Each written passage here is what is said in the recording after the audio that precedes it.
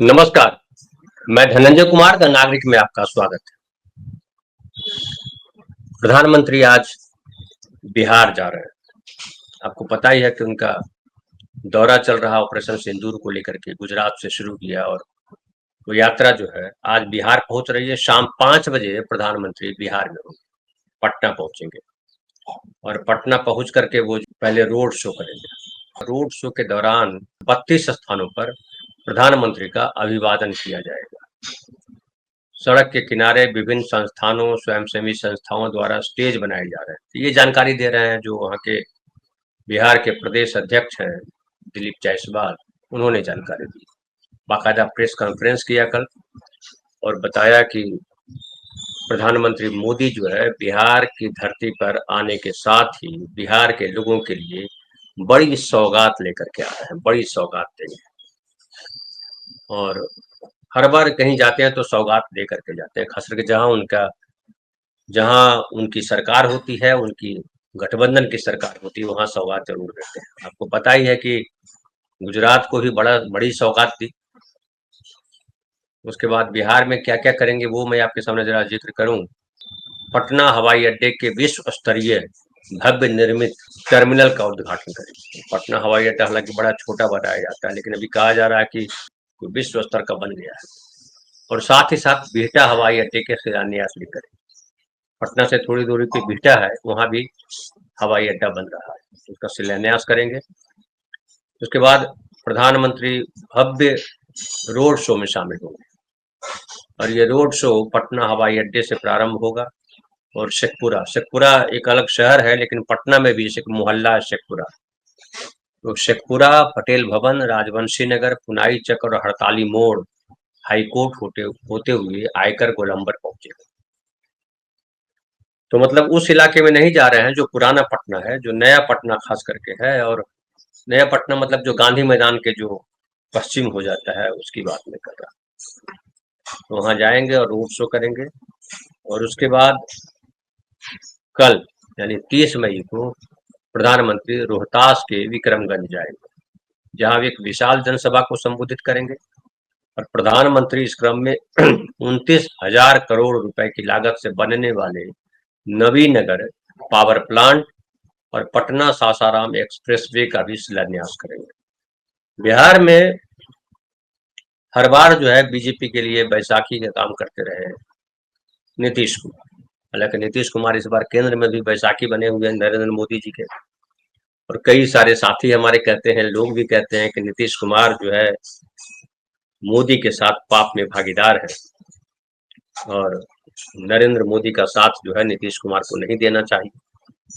नीतीश कुमार 2024 के चुनाव के पहले जो इंडिया गठबंधन बना था, आप सबको पता है कि उसके मेन जो है कर्ता धर्ता थे, लेकिन बाद में इंडिया गठबंधन से अलग हो गए और 2024 के चुनाव में वापस उन्होंने जो है बीजेपी के साथ चुनाव लड़ा और काफी अच्छा परिणाम रहा नीतीश कुमार के लिए।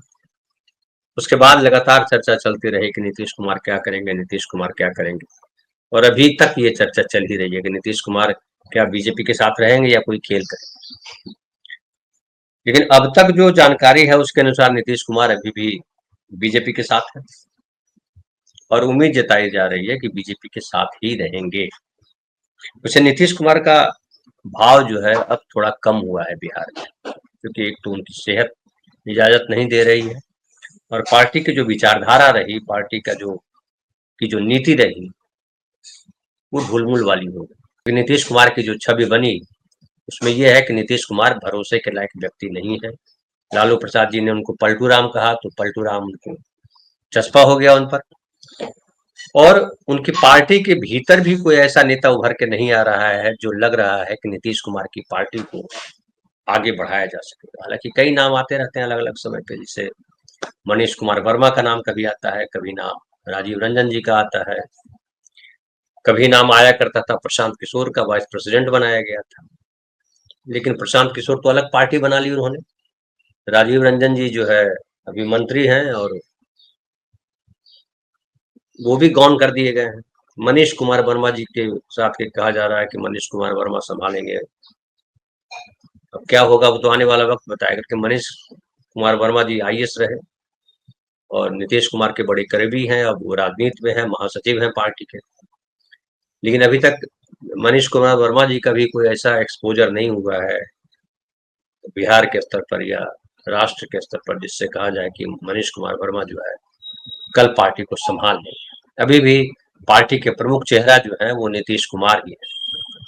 और जब पार्टी का प्रमुख चेहरा धीरे धीरे दलदल में धंसने लगे तो पार्टी के भविष्य पे सवाल खड़ा हो जाता है। और बिहार में जेडीयू के भविष्य पर सवाल है। हालांकि जो उनके वोटर हैं, कहा जाता है कि वो बड़े असमंजस में है, क्या करे नहीं करे।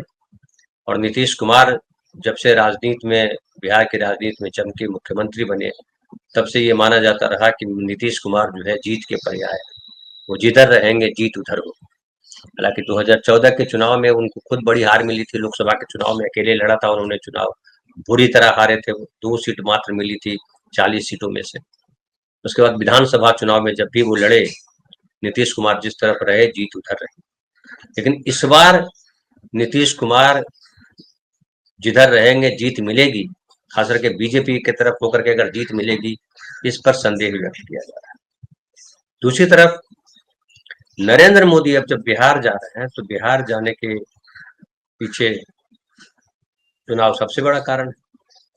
और नीतीश कुमार के लिए तो जो है सो है, लेकिन नरेंद्र मोदी के लिए इस बार, बीजेपी के लिए इस बार बड़ा इम्तिहान है बिहार में।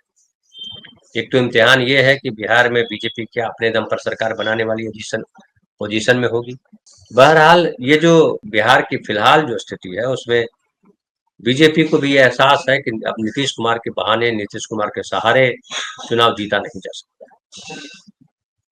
हालांकि नीतीश कुमार को कमजोर करने में बीजेपी ने अविस्मरणीय भूमिका निभाई है।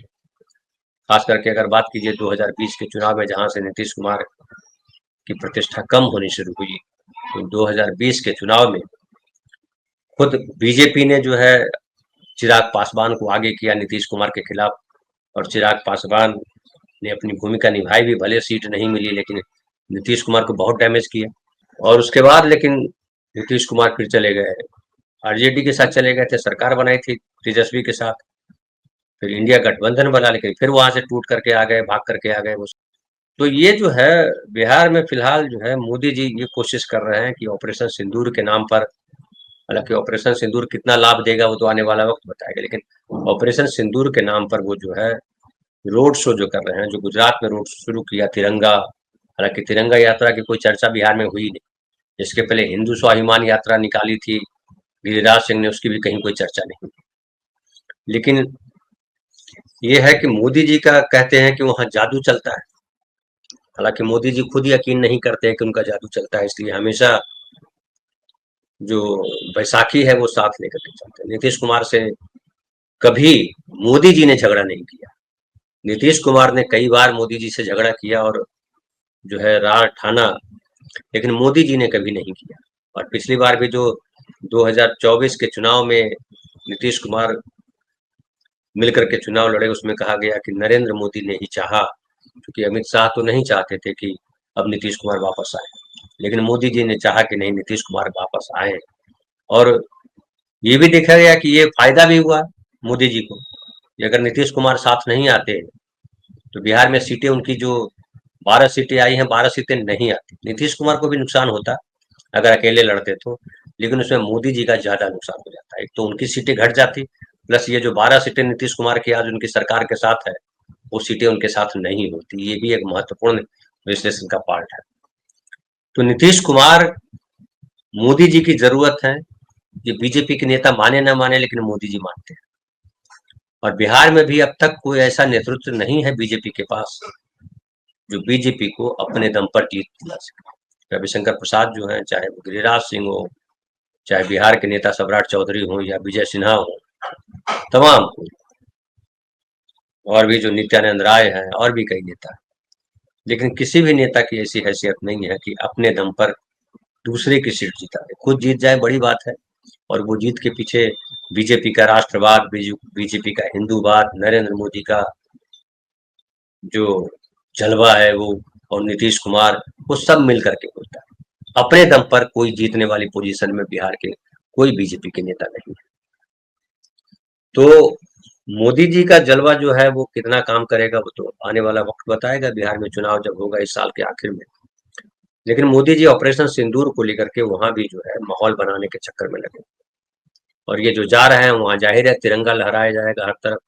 शाम में हम बात करेंगे उस पर कि किस तरह से बिहार में रोड शो हुआ, लेकिन पटना में जो रोड शो कर रहे हैं हवाई अड्डा से निकल करके शेखपुरा जाएंगे, पूरा मतलब बेली रोड जिसको कहते हैं, बेली रोड है। अब इसको जवाहर नेहरू पथ भी कहा जाता है, नेहरू पथ कहा जाता है उस रोड को पूरे को। तो उस रोड पर पटना गोलंबर तक, पटना का जो आयकर गोलंबर है, इनकम टैक्स गोलंबर है, जहाँ से बीजेपी का दफ्तर उसी रोड पर, उससे राइट टर्न लेते हैं आर ब्लॉक की तरफ जाने के लिए, तो वहाँ पे बीजेपी का दफ्तर आता है, तो वहां तक शायद जाए वो, बीजेपी दफ्तर भी उनको जाना है और अपने संगठन के लोगों को मजबूत करना है, उनको भरोसा दिलाना है कि मोदी है तो मुमकिन है, मोदी है तो जीत है। लेकिन जिस तरह से राष्ट्रीय अंतर्राष्ट्रीय स्तर पर मोदी जी की छवि गिरी है, बदनाम, हालांकि मैनेज करने की कोशिश की जा रही है, लेकिन जो ट्रंप ने जो हाल किया, उसके बाद जो पाकिस्तान के साथ जो ऑपरेशन सिंदूर शुरू हुआ, उसमें जो अचानक रोका गया ऑपरेशन सिंदूर, और जिस तरह से ट्रंप ने कहा कि हमने रुकवाया है, और मोदी जी उसका कोई जवाब नहीं दे पाए। विपक्ष का भी जवाब नहीं दे पा रहे हैं मोदी जी, विपक्ष सवाल कर रहा है, राहुल गांधी ने भी सवाल किया कि भाई वो 4 आतंकी कहाँ गए, सीज फायर क्यों किया। ये तमाम जो सवाल हैं उसका जवाब जो है मोदी जी सीधे सीधे तौर पर नहीं दे पा रहा है। हालांकि जब वो रैलियां कर रहे हैं तो वहां वो बोल रहे हैं कि हमने पाकिस्तान के छक्के छुड़ा दिए और पाकिस्तान को मिट्टी में मिला दिया, जिसने हमारी तरफ देखा उसको धूल चटा दी। पाकिस्तान जो है अगर फिर से गोलाबारी की बात करेगा तो हम जो है उसको फिर कड़ा जवाब देंगे, वगैरह वगैरह। मॉक ड्रिल भी चल रहा है, माहौल बना हुआ है कि वापस हो सकता है। वो एक कहते हैं ना कि वो आता है जो मौसम विभाग है कि गरज के साथ छींटे पड़ेंगे, उसकी संभावना बनी हुई है कि गरज के साथ छींटे पड़ सकते हैं, बनाए रखा हुआ है मोदी जी ने। अब होगा क्या नहीं होगा ये कहने वाली बात है। हालांकि ट्रंप ने जो किया है, ट्रंप भी अभी, आज खबर है कि ट्रंप भी खतरे में है। एक तो एलन मस्क उनसे नाराज हैं, और एलन मस्क की भूमिका हालांकि खत्म हो रही थी, जितना टाइम उनको दिया गया था उसके एक दिन पहले उन्होंने इस्तीफा दे दिया। और जो ट्रंप जो की आलोचना कर रहे हैं मस्क। उसके अलावा वहाँ की एक फेडरल कोर्ट है, उसने ट्रंप को कहा है कि आप जो ये टैरिफ वाला जो आप खेल खेल रहे हो, इस पर ये नहीं चलेगा, और रोक लगा दी है कि आयात पर जो आप टैरिफ लगाने की बात कर रहे हैं वो नहीं होगा। और यह फैसला न्यूयॉर्क स्थित अमेरिकी अंतर्राष्ट्रीय व्यापार न्यायालय की 3 जजों की समिति ने दिया है, और ये कहा है कि ये माना जा रहा है कि जो ट्रंप की टैरिफ लगाने की योजना है, अदालत के इस फैसले के बाद रुक गई है। और इस पर और हम बात करेंगे बाद में, लेकिन फिलहाल यही है कि ट्रंप भी जो है वो मुसीबत में है। लेकिन ट्रंप की मुसीबत अलग है, मोदी जी की मुसीबत अलग है। मोदी जी की मुसीबत ये है कि मोदी जी लगातार उनकी छवि जो है छिज रही है। कितना भी ऑपरेशन सिंदूर को राष्ट्रवाद की चाशनी में डुबोया जाए, तिरंगे से उसको ढका जाए, लेकिन अब आम नागरिक भी सवाल करने लगे हैं कि मोदी जी आप जो ये बताते रहते हो, ये कर दिया वो कर दिया। ये भी मोदी जी ने कहा कि इस बार हमने कैमरा भी लगा दिया था कि सबूत अब जो है मांगते हैं लोग सबूत, तो ये सबूत हमारा कैमरा है। लेकिन ये भी कई बार हुआ कि कुछ चीजों को जो प्रचारित किया गया कि ये हमने किया है सेना की तरफ से, बाद में उसको वीडियो को या उस फोटो को वापस लिया गया, ये भी स्थिति आई। विदेश मंत्री ने जो पहले कहा था कि पाकिस्तान को हमने बता दिया था कि हमला करने से पहले कि हम आपके आतंकी ठिकानों पे हमला कर रहे हैं, सैन्य ठिकानों पे नहीं कर रहे हैं। राहुल गांधी ने इस पर तीखी प्रतिक्रिया दी, आलोचना हुई देश भर में, और उसके बाद जो उन्होंने वापस लिया बयान और कहा कि हमने हमले के बाद बताया था। ये भी हुआ। फिर ये भी हुआ कि जो है जो प्रतिनिधि मंडल भेजा गया 7 प्रतिनिधि मंडल 33 अलग अलग देशों में, उस प्रतिनिधि मंडल का भी जो है कुछ खास परिणाम आया नहीं। और हमने रात में भी इस पर बात की थी कि किसी देश में भी, किसी बड़े देश में बड़े नेता से प्रतिनिधि मंडल की मुलाकात नहीं हुई और कोई आश्वासन नहीं मिला कि हम भारत के साथ खड़े हैं। और लोगों ने ये भी कहा कि जो प्रतिनिधि मंडल भेजा था इसकी जगह प्रधानमंत्री को जाना चाहिए था, और ये प्रतिनिधि मंडल सिर्फ जो है लोकसभा में और राज्यसभा में विपक्ष को घेरने के लिए किया गया कि विपक्ष कुछ सवाल नहीं कर सके। कहा जाएगा कि भाई सर्वदलीय समिति गई और उसने क्या कहा वो बताइए, और सर्वदलीय बैठक जो है, जो सर्वदलीय प्रतिनिधिमंडल गया वो अपनी बात करेगा कि हमने ये किया, हमने वो किया, हमने। लेकिन क्या होगा तो आने वाला वक्त बताएगा, क्योंकि सर्वदलीय प्रतिनिधिमंडल जो गया वो भी कुछ कर नहीं पाया। पैसे की बर्बादी एक तरह से कहिए, आलोचक कह रहे हैं कि ये पैसे की बर्बादी है, और देश के नागरिक जो भारत के नागरिक हैं उनको अंधेरे में रखने की ये साजिश है या चाल है बीजेपी की। और जो सवाल उठ रहे हैं उस सवाल का जवाब न देना पड़े प्रधानमंत्री नरेंद्र मोदी को, इसलिए प्रतिनिधिमंडल भेजेगा। लेकिन उसका हासिल कुछ नहीं होना था, ये बीजेपी को भी पता था, क्योंकि बीजेपी के जो प्रधानमंत्री है नरेंद्र मोदी, वो 11 सालों में कौन से देश की यात्रा नहीं की, 10 बार की यात्रा की, वहां अमेरिका की यात्रा की, 20-22 देशों से उनको वहां के महत्वपूर्ण जो सम्मान है, सबसे श्रेष्ठ सम्मान है, कई देशों से उनको मिला, वो देश भी सामने खड़े नहीं हो पाए, मोदी जी के साथ खड़े नहीं हुए, भारत के साथ खड़े नहीं हुए। दूसरी तरफ देखिए, पाकिस्तान लगातार, जो पाकिस्तान के मंत्री हैं, प्रधानमंत्री हैं शहबाज खान, प्रतिनिधिमंडल भेजने की बात तो करी थी, लेकिन प्रतिनिधिमंडल की जगह वो उनके विदेश मंत्री और खुद दौड़े और अलग अलग देश गए, ईरान गए, सऊदी अरब गए, तुर्की गए, चीन गए, उनके विदेश मंत्री चीन में मीटिंग करके आए। और चीन में जो मीटिंग हुई उसमें अफगानिस्तान को साथ रखा, और जो पाकिस्तान चीन कॉरिडोर है, पाक ऑक्युपाइड कश्मीर से जो गुजरता है, उसको और विस्तार अफगानिस्तान तक देने की बात की गई। वहां भी हम फ्लॉप हुए, हम कुछ नहीं कर पाए। अजरबैजान जो उस समय भी साथ दिया था, और फिर जो है वहां शहबाज गया, अजरबैजान ने भी साथ देने की बात कही, फिर से दोहराई। तुर्की लगातार खड़ा है पाकिस्तान के साथ, और तुर्की अब ये भी कहने की हिम्मत दिखा रहा है कि हम जो है समझौता कराने को तैयार है, मध्यस्थ की भूमिका में हम हो सकते हैं। अब बताइए, कल तक तो अमेरिका कह रहा था, ट्रंप कह रहे थे, अब तुर्की कह रहा है कि हम मध्यस्थता कराने के लिए तैयार है। ईरान भी जो है, जो कल तक हमारा साथ था, अभी चुप है। और पाकिस्तान के शहबाज, जो प्रधानमंत्री हैं शहबाज खान, वहाँ ईरान गए, और जिस तरह से भारत में हिंदू मुसलमान हुआ है, उसमें ईरान में उसकी प्रतिक्रिया हुई है। और ये जो निशिकांत दुबे मुस्लिम कंट्री में जाकर के जो बयान दे रहे हैं कि भारत जो है वो धर्मनिरपेक्ष राष्ट्र है और भारत फिलिस्तीन के साथ खड़ा है, उसमें आप उसकी झलक देख सकते हैं कि जो भारत में हिंदू मुसलमान कर रहे हैं, उसका असर मुस्लिम राष्ट्रों पर हुआ है। और मुस्लिम राष्ट्र अगर पाकिस्तान की तरफ झुकते हैं तो भारत के लिए एक नई मुसीबत खड़ी हो जाएगी। ये भक्त यहाँ गीत गा रहे हैं ऑपरेशन सिंदूर के नाम पर राष्ट्रवाद के, लेकिन दुनिया में हमारी स्थिति लगातार कमजोर हो रही है। जो इन्होंने भी कहा है, हिंदुओं एक हो जाओ, ये सब नारे जो है हिंदुस्तान को लगातार कमजोर कर रहे हैं विश्व स्तर पर, ये दिखाई पड़ रहा है। अब आम नागरिक के पास तो गटर मीडिया का न्यूज जाता है, तो गटर मीडिया वही फैलाता है जो मोदी जी को सूट करता है। और ये, लेकिन जो स्थिति है पूरी बड़ी भयावह है, बड़ी गड़बड़ स्थिति। बिहार में एक स्थिति यह है कि बिहार में, ये हम बहुत पहले की बात भी कर रहे हैं और आज भी है, कि बिहार में लोगों के पास कुछ और काम नहीं। बिहार में पॉलिटिकली बड़े अवेयर लोग, कल भी लोग सवाल कर रहे थे कि बिहार में क्या होगा सर, तो हमने कहा कि आज बिहार पर ही बात करते हैं। बिहार हमेशा लीक से हट करके चलता है, और कई बार हुआ है जब सरकार देश ने किसी और की बनाई, बिहार ने किसी और की सरकार बना दी।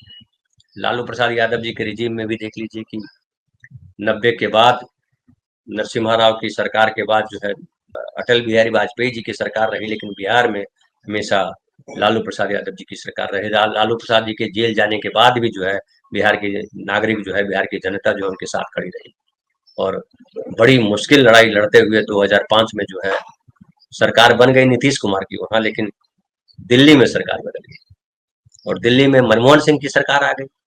और मनमोहन सिंह तो वो भी अलग हो गया, मनमोहन सिंह की सरकार आ गई, यहाँ कांग्रेस की सरकार है, यूपीए की सरकार है, वहाँ जेडीयू की सरकार है, बीजेपी की सरकार है। लेकिन बिहार उसमें नीतीश कुमार एक बड़ा फैक्टर थे, और पहले लालू बड़ा फैक्टर थे, लेकिन इस बार अब कौन फैक्टर होगा, ये बड़ा सवाल यहाँ उस स्तर पर भी है। क्योंकि अभी वहाँ का जनमानस जो है वो अलग अलग नेताओं में बटा हुआ है। बहुत सारे लोग जो है वो आरजेडी के साथ खड़े हैं, तेजस्वी यादव के साथ खड़े हैं, और बहुत सारे लोग अभी भी खड़े हैं नीतीश कुमार के साथ। जो बीजेपी समर्थक हैं वो किसी के साथ नहीं खड़े हैं, वो सिर्फ मोदी के साथ खड़े हैं। और अगर कांग्रेस जिस तरह का प्रयास कर रही है उसमें वो सवर्ण वोट मोदी जी के साथ रहेगा, ये तो कन्फर्म है कि सवर्ण जहां प्रभावी हैं वहां मोदी जी को उसका बीजेपी को उसका फायदा होगा। लेकिन बाकी जो क्लास है, बाकी जो वर्ग है, मुस्लिम 17% के आसपास है, पिछड़े जो है 60% के आसपास हैं, दलित जो है 17-18% के आसपास है। हालांकि दलित वोट बैंक में एक बड़ा वोट बैंक जो है वो चिराग पासवान के साथ है, 5% के आसपास। फिर जो है मांझी जी के साथ 1.5-2% के आसपास का वोट बैंक है। लेकिन दलितों का बड़ा वोट बैंक जो है वो नीतीश कुमार के साथ है, कांग्रेस के साथ भी है। और कांग्रेस ने इसलिए राजेश कुमार को अध्यक्ष बनाया है, 5% उनकी जाति का वोट है, रविदास समाज कहते हैं बिहार में, उनका वोट बैंक है। और सांसद भी जो है उनके मनोज राम तो एक सांसद उसी कास्ट के सासाराम से, जो जगजीवन राम का इलाका हुआ करता था। तो ये जो है बिहार में जो स्थिति है उसमें थोड़ी अभी भ्रम की स्थिति है। लेकिन मैं कहूंगा कि उसमें बीजेपी के लिए, क्योंकि अगर नीतीश कुमार कमजोर होते हैं तो बीजेपी के साथ रह करके भी बीजेपी को नुकसान पहुंचेगा। ये जो पॉसिबल लोग, कई लोग बता रहे हैं कि नीतीश कुमार का वोट बैंक फाइनली बीजेपी की तरफ चला जाएगा, वो गप कर रहे हैं। क्योंकि आरक्षण जो है बड़ा इंपॉर्टेंट फैक्टर है। और नीतीश कुमार का वोट बैंक सिर्फ कुर्मी नहीं है, कुर्मियों में कुछ लोग हैं जो सवर्णवादी सोच के हैं और बीजेपी के साथ खड़े हैं। नीतीश कुमार की वजह से वो कुर्मी वोट नीतीश कुमार के साथ है। लेकिन अगर नीतीश कुमार को वोट नहीं देना होगा तो किसको देगा? तो वो बहुत कम संख्या है जो चिराग पासवान को या आरजेडी के नेता तेजस्वी यादव को चुने, क्योंकि कुर्मियों का वोट जो है मुश्किल है। लेकिन अभी नीतीश कुमार है इसलिए उस पर ये बात नहीं है। लेकिन बाकी वोट जो है महिलाओं का वोट है। तो अब ये टारगेट कर रहे हैं कि नीतीश कुमार के पास जो महिलाओं का वोट है, ऑपरेशन सिंदूर के माध्यम से घर घर सिंदूर बांटेंगे और महिलाओं का वोट बीजेपी के पास आ जाएगा। ये आसान नहीं दिखता है, ये बीजेपी के लिए भी नहीं है। और राष्ट्रवाद वाला एजेंडा बिहार में कभी चला नहीं। जो मोदी जी है उनका जो उत्कर्ष काल था तब भी नहीं चला बिहार में राष्ट्रवाद का मुद्दा, और नीतीश कुमार के साथ ही चीजें चलती रही।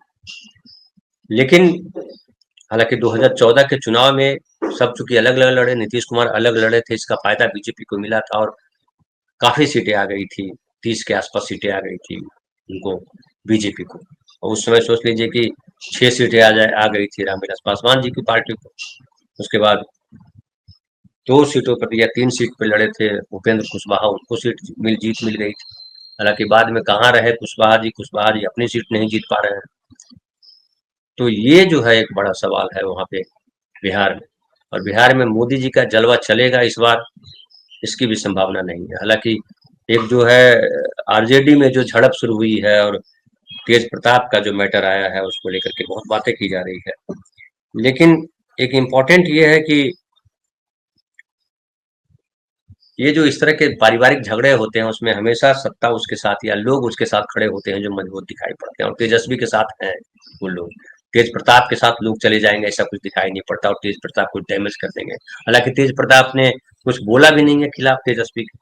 लेकिन एक आम लगता है कि अरे ऐसा है तो महिलाओं के साथ ऐसा हुआ तो लोग नाराज हो जाएंगे, ये सब गप है। वहाँ हर तरीके के लोग हैं। लेकिन एक इम्पॉर्टेंट बात यह है कि जो कांग्रेस है, कांग्रेस क्या करती है? कांग्रेस पे बहुत दारोमदार है।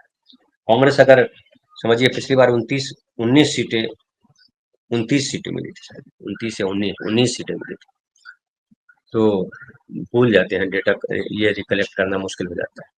तो अगर वो सीटें मिली थी तो इस बार उससे ज्यादा मिल सकती है, ये माना जा रहा है। क्योंकि राहुल गांधी बेहद सक्रिय है और जिस तरह से आरक्षण के मुद्दों को हवा दे रहे हैं, आगे बढ़ा रहे हैं, उसमें बड़ा असर है।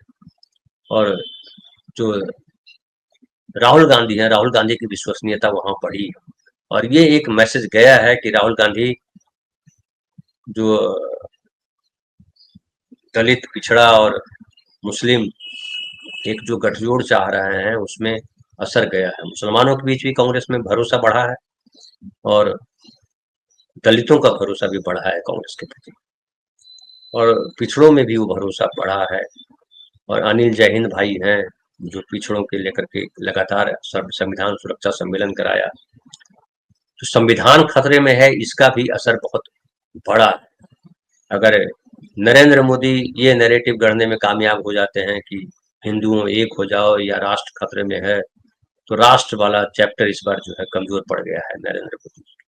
गुजरात में भी देखा कि जिस तरह से वो भारत माता की जय और तिरंगा लहराने की बात करते रहे, लोगों में वो उत्साह नहीं था। लेकिन हिंदू वाला अभी भी जो है महत्वपूर्ण है, इसमें कोई दो राय नहीं है कि मुसलमानों को जो विलन जिस तरह से साबित किया गया है, उसमें हिंदू अभी बहुत सारे उसमें हैं। हालांकि वो भी कमजोर पड़ा है, और जो जाति गणना के नाम पर जो है बीजेपी झुकी है, वो उसका संकेत है कि बीजेपी भी मानती है कि हिंदू अब कार्ड चलेगा नहीं, और आरक्षण का कार्ड जो है, जाति गणना का कार्ड जो है बड़ा महत्वपूर्ण है और ये चलेगा। ये भी असर दिखाई पड़ता है। और जिस तरह से आरक्षण को लेकर के 2 कदम और आगे चले आए हैं राहुल गांधी, और राहुल गांधी ने कहा कि प्राइवेट सेक्टर में भी नौकरियां देनी होगी, आरक्षण देना होगा। ये एक बड़ा, अगर कांग्रेस इसको कैश करती है तो बड़ा वोट बैंक अपने साथ लेके आएगी और पूरा चुनाव जो है पलट सकता है। ये बड़ा महत्वपूर्ण है। आपको पता है कि 2015 के चुनाव में भी आरक्षण के मुद्दे पर चुनाव पलट गया था, और हालांकि उस समय नीतीश कुमार और लालू प्रसाद यादव साथ थे, और उसी के बाद जो इसका जो स्वर है आरएसएस का, वो थोड़ा बदला था आरक्षण को लेकर के, या कहिए जाति गणना को लेकर के, या दलित वंचित समाज को लेकर के स्वर बदला उसी के बाद। तो कुल मिलाकर के जो पोजीशन है कि नरेंद्र मोदी इस बार बिहार में कुछ करिश्मा कर पाएंगे ऑपरेशन सिंदूर और हिंदू एक हो जाओ राष्ट्रवाद को लेकर के, ये दिखता है। चूंकि ऑपरेशन सिंदूर पर बिहार के लोग सत्य जानते हैं। बिहार के लोग में जो खास है वो मैं बताऊं कि भले वहां पे गरीब हैं लोग, रोजगार वहां नहीं है, लेकिन पढ़ते हैं अखबारों के साथ, खबरों के साथ, बहसों में जो है वो जान जाते हैं कि सच क्या चल रहा है। और गांव-गांव में ये मैसेज पहुंचा है कि सीज फायर जो किया है, वो सीज फायर नहीं करना चाहिए था नरेंद्र मोदी, और नरेंद्र मोदी ट्रंप के सामने झुक गए।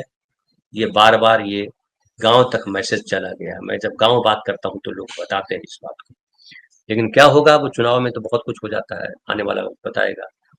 बहरहाल बहुत बहुत धन्यवाद, और फिर हम बात करेंगे रात में चौपाल में।